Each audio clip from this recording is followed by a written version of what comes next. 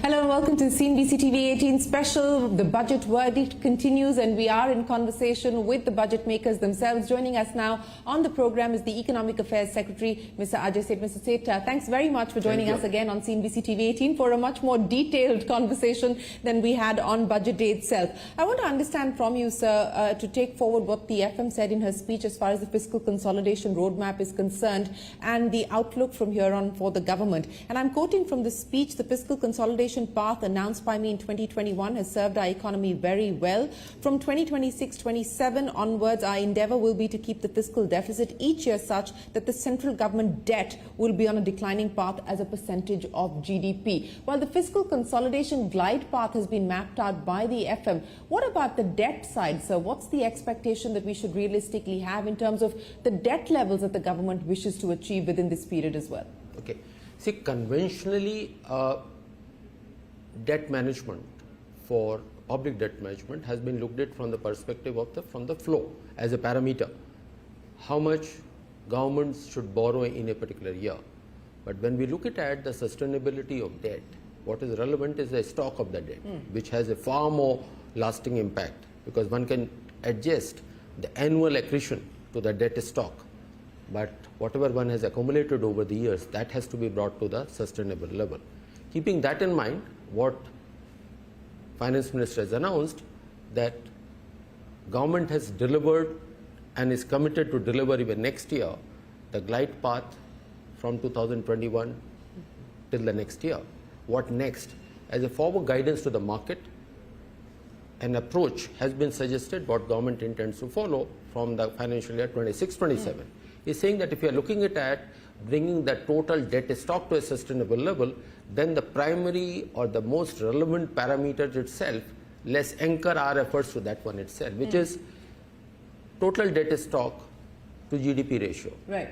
And every year we try to chip it away from there. And if you recall that pre-pandemic country was, or central government debt was around 48%. This ratio was around 48%. Because of the pandemic, it went up to almost... Went at about 56. It went up to 50, 61. Yeah. Now we are 56 plus. Right. Meaning that over 4 years, we have come down by about 5 percentage point. Moving forward, every year, it has to be reduced so that we reach to a more sustainable. So what is that quantum that you realistically believe that you will be able to chip away, in your words, every year? So the policy intent has been initiated by Finance Minister. Now it is for us now to work out the ways how to operationalize this. We have certain ideas how to put it together, but that call has to be done, that what kind of a glide path has to be done over the course of next 1 year. So what are the options on the table? You said that the work has, obviously some background work has been done and decisions will have to be taken on the route forward. But what are the options on the table? So the options in the sense that why this shuttle shift has been thought of, and it's not, this is several economists have been talking about it, the public finance people who have worked in that area have been talking about it, not just in India but even abroad,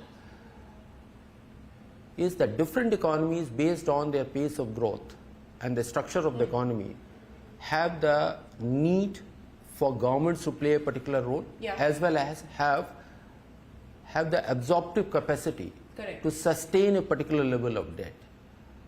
Considering that India has been growing in the last 4 years or 3 years at a good pace, and we have the confidence that even in the future, for foreseeable future, we can maintain that at a higher level, we have both the need and the absorptive capacity for a higher debt. But of course, it has to become a more sustainable. At the moment, 56% plus ratio is certainly an elevated level. It has to be brought down. So keeping that in mind... What would be a comfortable level? You acknowledge the fact that 56 plus is an elevated level. What would be a comfortable level as far as debt is concerned to your mind? See, we have a long way to go on that particular one. As I mentioned it, the pre-pandemic, the debt level was 48%. So the first goal would be to reach that level. But that has to be over a period of time. It can't be a sudden one. These are the accumulated debt. But what should be, with what period it has to be achieved that level will have to be, that is a work which we have to do. Look it into the conditions of our economy and to do so. What it gives a flexibility that there can be years wherein there may be a need to calibrate how much government has to do in that particular year. Okay. It also gives a scope to the government to follow a counter-cyclical policy in terms of the fiscal support to be provided, rather than getting tied up to a fixed 3% limit. Okay. There's a purpose. A couple of factors that you will now also need to consider as we get to that 2026-2027 roadmap. The Finance Commission recommendations, which will have to factor in the kind of devolution that will have to be granted as far as states are concerned. And on the GST liabilities, sir, do you believe that there is any possibility or any chance of being able to advance the payment as far as or extinguishing the GST liabilities to states is concerned? See, as far as the two factors, I am glad that you brought up that aspect. Yes, from the financial year 26-27 will be the first year when the recommendations of the 16th Finance Commission would be applicable. Obviously, that will be an important factor to decide what kind of a glide path would be possible. But on the issue of a GST compensation, our assessment is that it will take about 12 months to take care of the loans which Government of India has taken to compensate the states for the period when the GST growth rate was fairly low and the 14% was promised to them. Let me talk about some of the other factors that the Finance Minister spoke of, or some of the policies that the Finance Minister spoke of, which are really work in progress. And let me start by talking to you about the financial sector reforms. Yesterday, the Finance Secretary said that this is not going to be something that's going to be addressed in the next 6 months or even perhaps the next 1 year. Efforts will be made to start the consultation process, but it's not as if we should expect an announcement on this front in the next budget. Can you tell us what the scope will be, what the ambit is as far as this financial sector, overhaul, reform, roadmap is concerned? What is the thrust area? What will be prioritized? What is the thinking at this point in time? Okay. Look at it in what context Finance Minister made that announcement. She was talking about next generation reforms, and next generation reforms in 4 areas. 1, 3 factors of production: land, labor and capital. And if you notice, for a land sector reform or land as a factor of production, there are very specific ideas are there, specific actions have been identified. There are few elements of labor related services, and then there's a fairly decent chunk on the financial sector. Obviously, when country at the moment is about 335 lakh crore of our GDP size, and we say that over next 20 years, 25 years will become 8 times the size, and every year that kind of a growth is happening. Financial sector has to become a much larger one, and Finance Minister in the interim budget itself has said that we will prepare the financial sector in terms of the capacity, size and the skills. Now, keeping that in mind, what is the vision? Not just the vision, but what is the strategy to reach there? And that will guide the work of the government, that will guide the work of the regulator, that will guide work of the market participants as to which direction the financial sector to serve the real economy. Now, that is a kind of a fundamental work which we propose to initiate now and complete it in foreseeable future. And I understand that there is no timeline that's been put in place by when you expect to complete this. But you were talking about the financial sector. Let's talk about banks in particular. And the aspect that's been brought to the table several times previously is that we need not just world-class banks, but we also need world-size banks. In that context, what is the thinking? We've seen one spate of consolidation as far as PSBs are concerned, and then nothing.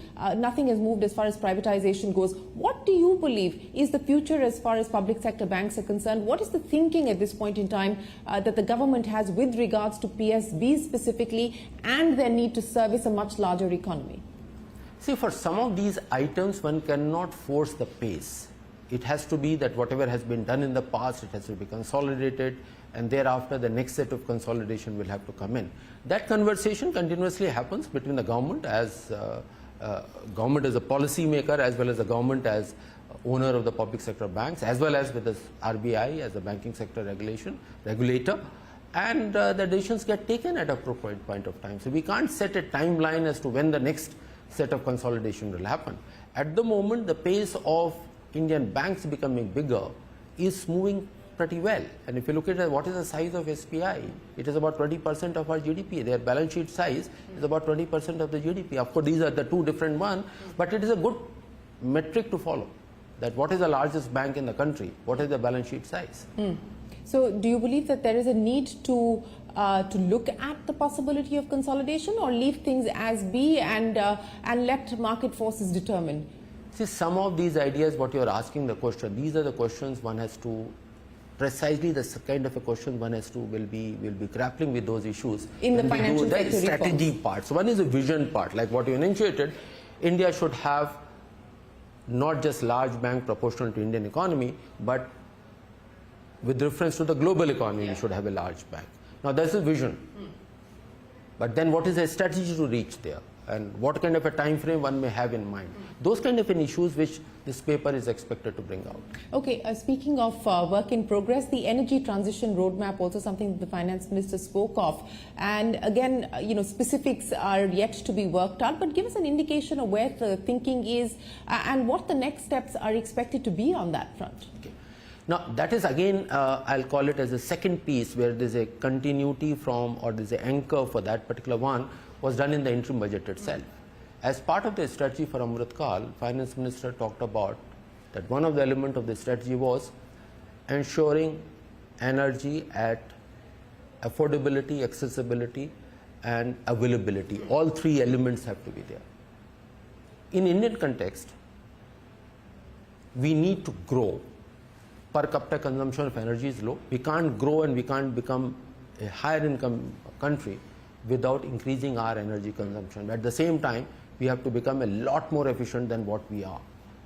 Keeping that in mind, that our purchasing power, which say about $2,007 per capita income versus what it may be, say, in Europe and others, advanced countries, of $50,000 per capita, the solutions for an energy transition for India have to be entirely or quite different than what it can be for an advanced economy. So in that path, that what kind of a transition pathway we adopt, so that there are no constraints to growth. At the same time, the climate action ambition and the need and the responsibility of the country can also be met. Now, we are doing within Department of Economic Affairs along with Asian Development Bank, trying to get that a structured study, that where lies the trade-off, what can be a more sustainable one which we can help us keeping our growth rate high, which implies that our energy consumption will grow up. At the same time, we are towards a path of efficient energy users. At the same time, Niti Aayog is doing a lot more comprehensive work. So the idea is that in about 6 months' time or before the next budget, come out with a pathway, that the second policy paper on the energy transition pathway for the country. So this is likely to be completed within 6 months, of earlier than the financial sector vision and execution roadmap that you spoke of. So this could perhaps find its way into the next budget? Certainly, that is an idea, that each of these works which will be, which we have done preliminary work and we would be starting it, it does require fair amount of consultation with the stakeholders and coming out. The idea is to keep on informing the policy making. Like this, even this budget has a fairly strong package on what we need to reach to the energy security. There are specific 5 items have been indicated there, but that's not the end of the requirement. The requirement is a lot larger.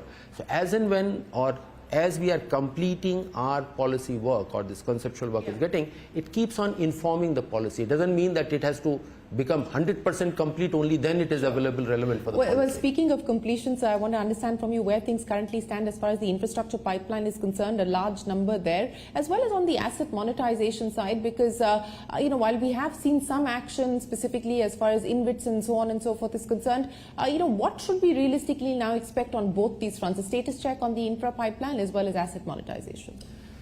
See, when it comes to the asset monetization, as we are aware, few sectors it has done well, wherein the tariff regime is fairly stable and the tariff payers are well known, meaning that public, say that roads, there is a stable toll policy, toll arrangement, toll mechanisms, and it is the only uncertainty there is the traffic. Toll rates are known with certainty. Those kind of assets monetization has been much easier, and that is how we find that number of assets have been now put into the road sector in it. The only challenge which we are grappling at that point of time is the valuation aspect, and where the SEBI is doing that work that how to come out with a market-based determination or disclosure or setting that valuation rather than based on a deals which may happen with the anchor investors. Similar manner, when it comes to the power grid or the there again it has been possible to do so. But when it comes to that user is only a single agency, say gas pipelines, there are not many users. So for the pipeline agency to monetize that asset then lease it back doesn't make great sense. So there are areas where the original thought process have worked. There are other areas where more work is needed or a different strategy has to be followed up. So that's on a monetization path. Similar manner, some of the mining sector companies, especially around the coal, have been very successful in monetizing the asset classes, not the mines per se, but the logistics around the mines have been successful in doing that part of a monetization. Other question which you asked about the infrastructure pipeline and what kind of a thrust has to be provided, this budget has a clear direction. The kind of a strong support government had provided over the past 4 years has helped the economy. And what this budget commits, that significant support, our endeavor would be, government endeavor would be, keep continuing providing that support. So around this 3.5% of GDP? That is a very high level. For decades we have never been there. Yes. And so the idea is that there are two other imperatives come in. The other priority needs and fiscal consolidation. So it has to be done. There are so the trinity which has to be taken care. The other two pieces, and who else have to do the heavy lifting? Government of India has now reached to a level which are the maximum it can sustain proportion to GDP. Second is states as a whole are spending about 2.5% of the GDP or their GSDP in capex. The quality of expenditure has to improve there in terms of infrastructure project itself, and maybe 2.5 can become 3. What it implies that there should not be any revenue deficit. So that is an implication there. Third piece is around the private sector to come in a much bigger way, which has been possible, which again there is a mention in the budget that within next 2 to 3 months itself we expect to come out with a financing framework, which a committee headed by Dr. Vivek Devaraya is looking into that. That committee was formed last year to complete their work and come out with a financing framework where the private sector can come in. So Government of India putting its part, state government putting its parts, private sector coming in at a much larger manner. That should be the infrastructure story which we would like to have. On the infrastructure story, I just want to pick up on the point that you made that the government has done its part and 3.4% is already significantly elevated on account of the fact that the government was really pump-priming the economy in a post-COVID period. So what would a realistic number be then to have as far as government capex going forward, if you believe that this is the most or the maximum that the government can do? So look at this manner that where we are at this point of time, that in terms of the fiscal deficit is 4.9 this year. That's what we are expected to do. Next year 4.5. And that's not the end of the fiscal consolidation. We have to keep on going less, of course, with the different metrics of a debt to GDP ratio. If we are talking about 3% plus to go to capital expenditure, we are still, there are expenditure which are on the revenue side, and there also there are fair amount of expenditure, not just on education, health, which are very, very important and will find full attention of the government, but also Government of India provides grants to others to do capital expenditure. It provides to state governments of the order of perhaps about 3 lakh crore plus. Though in our books, meaning Government of India books, there is still revenue expenditure. So keeping it at 3% plus, now it has reached to 3.4%, moving forward, if on a nominal basis that can be maintained, that will be a good achievement.